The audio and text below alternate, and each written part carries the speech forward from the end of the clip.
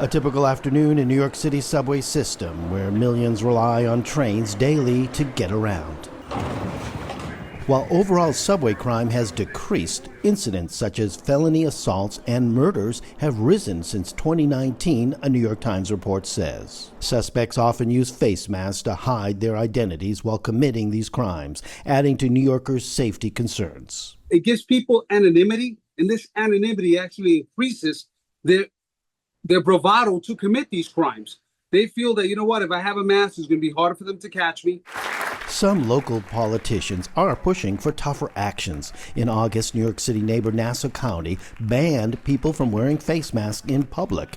County Executive Bruce Blakeman, who led the effort, signed the law. Well, there are numerous instances of where criminals were using masks to hide their identity.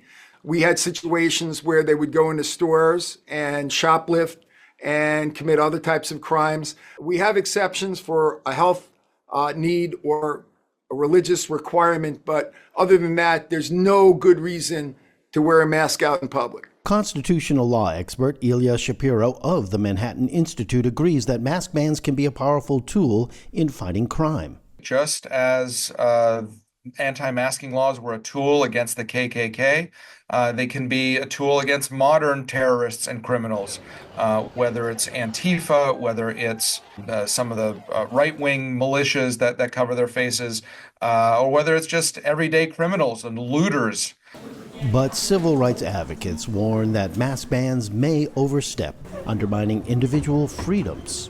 Anytime, the government dictates what a person can and cannot do in a public space and criminalizes the act of wearing a piece of apparel, there is a constitutional problem with that and raises a number of concerns about inappropriate government overreach into people's lives.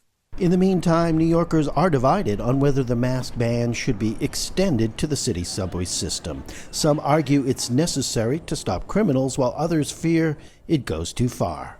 I don't think there needs to be a ban on masks. I think people should get to choose what they want to do. Unless you have a medical reason to wear a mask, you shouldn't be wearing it at all.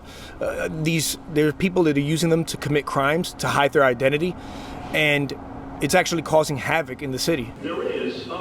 As the debate rages on, New Yorkers face the challenge of balancing safety with personal freedoms in one of the busiest subway systems in the world. Aron Ranen, VOA News, New York City.